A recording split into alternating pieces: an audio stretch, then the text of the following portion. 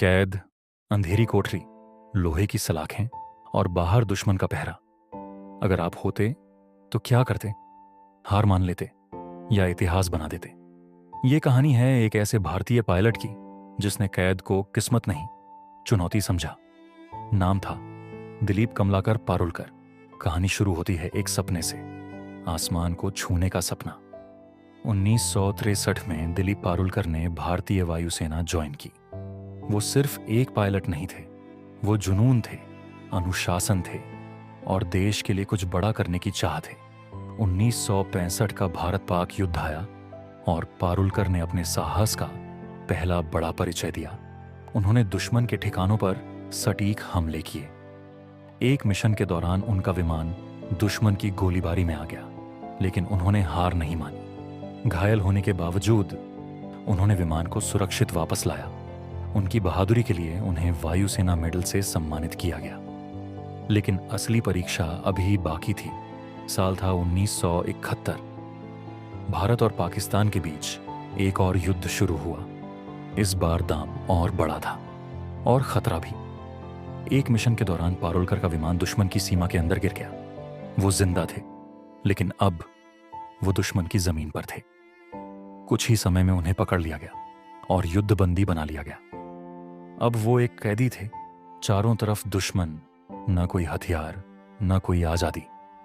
लेकिन उनके अंदर एक चीज अभी भी जिंदा थी, वापस लौटने की आग।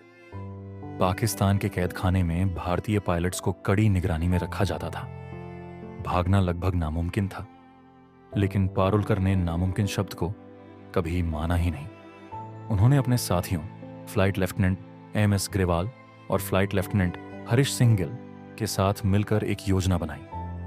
यह योजना सिर्फ भागने की नहीं थी, यह अपनी आजादी छीनने की योजना थी। उन्होंने महीनों तक तैयारी की, हर कदम सोच समझकर रखा गया। कैद खाने की दीवारें, पहरेदारों की आदतें, हर चीज का ध्यान रखा गया। और फिर एक रात अंधेरे की चादर में उन्होंने अपनी योजना को अंजाम दिया। तीनों पायलट्स कैद से निकल गए। यह सिर्फ एक भागना नहीं था, यह दुश्मन के सामने एक चुनौती थी। अब असली मुश्किल शुरू हुई। उन्हें सैकड़ों किलोमीटर दूर अफगानिस्तान पहुंचना था। ना उनके पास सही कपड़े थे, ना पहचान, न खाना। उन्होंने खुद को आम लोगों की तरह दिखाने की कोशिश की। रास्ते में कई खतरे आए, हर मोड़ पर पकड़े जाने का डर था, लेकिन वो चलते रहे। दिन में छिपते, रात में सफर करते। आखिरकार उन्होंने अफगानिस्तान की सीमा पार कर ली। यह एक बड़ी सफलता थी, लेकिन किस्मत ने अभी उनका इम्तिहान खत्म नहीं किया था। अफगानिस्तान में उन्हें शक के आधार पर पकड़ दिया गया और बाद में वापस पाकिस्तान को सौंप दिया गया। एक बार फिर वो कैदी बन गए, लेकिन इस बार कहानी बदल चुकी थी। अब वो सिर्फ एक कैदी नहीं थे, वो इंसान थे जिसने दुश्मन की कैद से भागकर दिखाया था। उनकी हिम्मत ने दुश्मन को भी सोचने पर मजबूर कर दिया। युद्ध खत्म हुआ और 1972 में शिमला समझौते के बाद सभी युद्ध बंदियों की रिहाई हुई।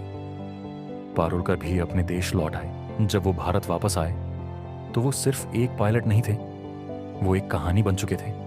एक ऐसी कहानी जो हिम्मत सिखाती है, जो यह बताती है कि हालात चाहे कितने भी मुश्किल हों, अगर इरादा मजबूत हो तो रास्ता मिल ही जाता है। पारुलकर ने अपनी सेवा जारी रखी और आगे चलकर ग्रुप कैप्टन के पद तक पहुंचे। उनकी जिंदगी हमें एक सीधी सी बात सिखाती है, हिम्मत डर का न होना नहीं है, हिम्मत है डर के बावजूद आगे बढ़ना। जब सब कुछ खत्म लगता है, वहीं से असली कहानी शुरू होती है। दिलीप पारुलकर की कहानी सिर्फ एक युद्ध की कहानी नहीं है, ये एक इंसान के जज्बे की कहानी है। एक ऐसे इंसान की जिसने कैद को भी हरा